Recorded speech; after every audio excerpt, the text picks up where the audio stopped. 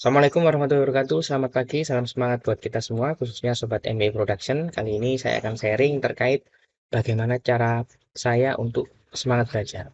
Jadi teman-teman, seperti biasa, jangan lupa untuk subscribe, biar saya terus bersemangat untuk membuat video-video selanjutnya. Baik, langsung saja. Pertama adalah masalah. Jadi, pertama ketika saya dulu lulus SMK ya, jadi waktu itu pernah minta tolong kepada saudara saya untuk bisa dimasukkan di perusahaan swasta.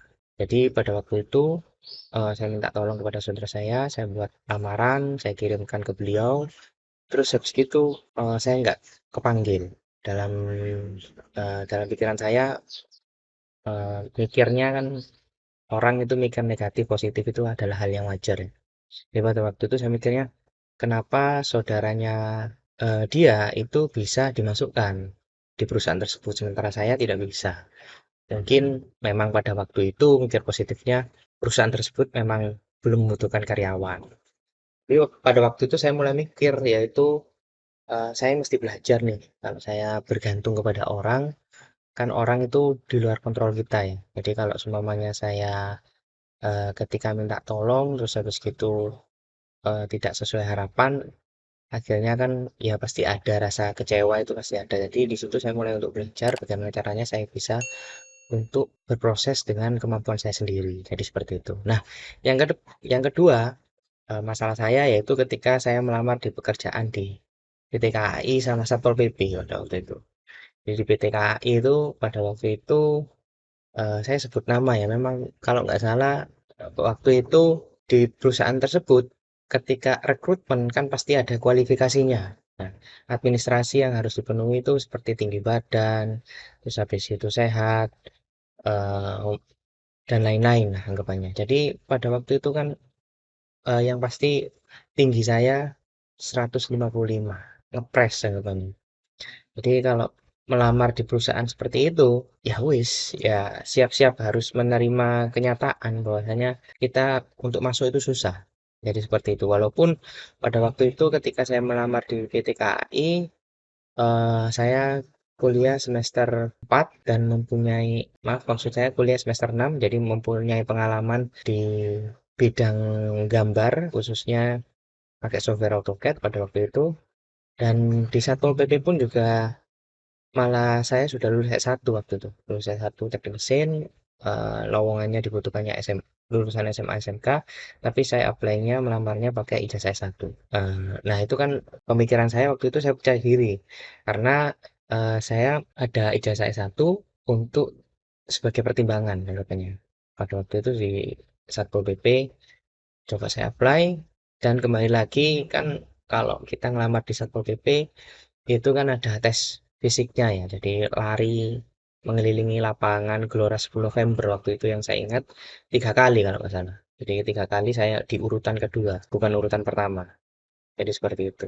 Nah itu kan pasti sudah gagal administrasi pada waktu itu kan anggapannya kalau kita tidak sesuai dengan proses administrasinya anggapannya fisiknya cukup anggapannya kan pasti bisa lolos tapi kan saya waktu itu di urutan kedua saya mikirnya ya udahlah gagal anggapannya walaupun saya punya pengalaman di bidang drafter namun kembali lagi yang diutamakan pada saat proses rekrutmen adalah proses administrasi kalau kita tidak lolos administrasi seperti tinggi badan kurang terus habis itu penglihatan tidak normal terus fisik yang tidak mumpuni ya udah siap-siap kita gagal. Nah, pada waktu itu saya mikir, ya udah, saya masih belajar nih.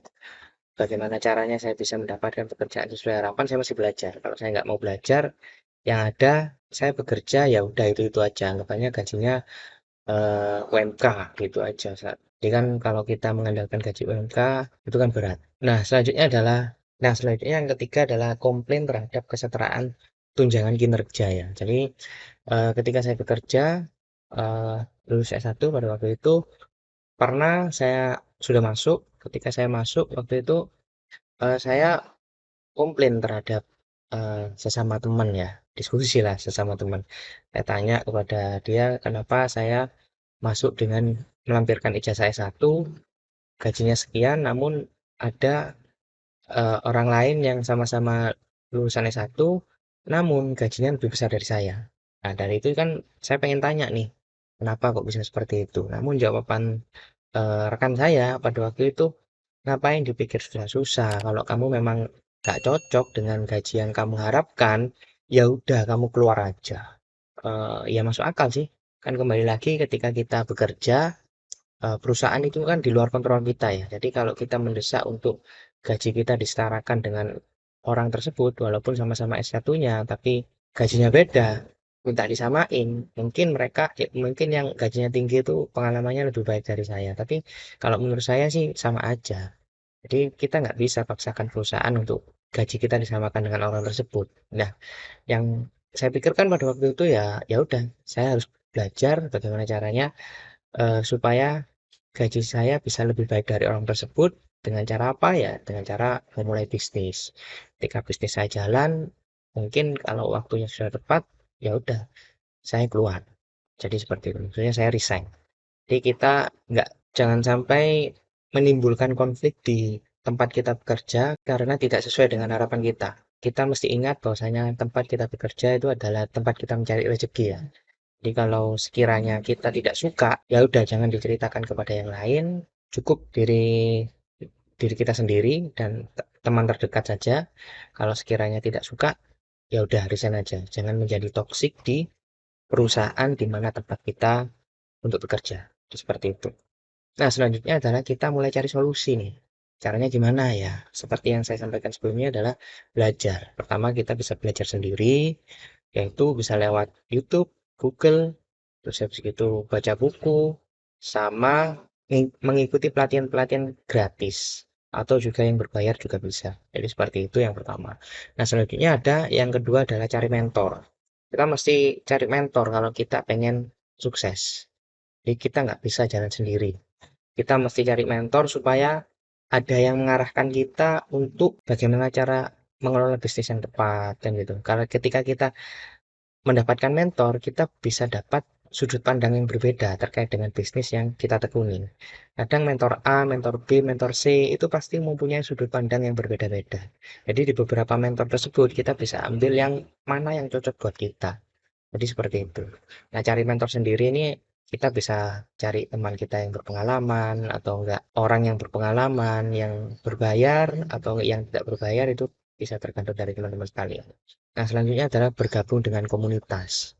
Nah, ketika kita bergabung dengan komunitas, kita bisa menganalisis terkait bisnis-bisnis yang dijalani oleh komunitas tersebut. Apakah berjalan sesuai dengan harapan, dalam artian sesuai dengan penjualan kita atau enggak. Anggapannya kalau penjualan kita itu sepi, mereka sepi enggak? Kalau semuanya mereka sepi, kita sepi, berarti kan memang pasarnya lagi turun. Tapi kalau mereka rame, kita sepi, itu kan mesti ada yang kita cari solusinya di mana.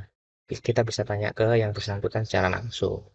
Jadi seperti itu untuk mengatasi solusi ketika kita lagi malas belajar. Cara-cara ini adalah cara yang tepat. Pertama mengingat masalah saya, terus habis itu untuk dicarikan solusi dengan cara-cara seperti ini.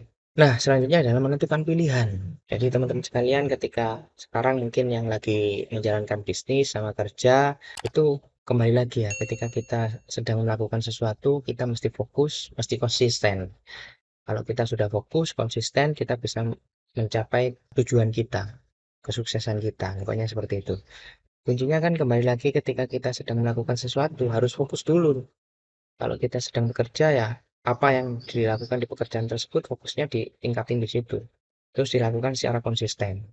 Nah, ketika konsisten itu mulai menurun, kembali lagi ke fokus tadi. Fokus tadi yang membuat fokus itu apa ya? Kalau saya sendiri sih tujuan hidup ya. Jadi tujuan hidup saya apa? Pengennya bermanfaat bagi orang lain, membuka lapangan pekerjaan. Jadi fokusnya di situ supaya kita semangat belajarnya tidak menurun. Ketika fokus kita tingkatkan, maka konsisten akan bisa terus berjalan. Jadi seperti itu teman-teman. Terima kasih, sekian yang bisa saya sampaikan. Jangan lupa untuk subscribe, karena subscribe dari teman-teman sekalian ini sangat bermanfaat. Dan jangan lupa untuk dibagikan dan like. Terima kasih. Wassalamualaikum warahmatullahi wabarakatuh.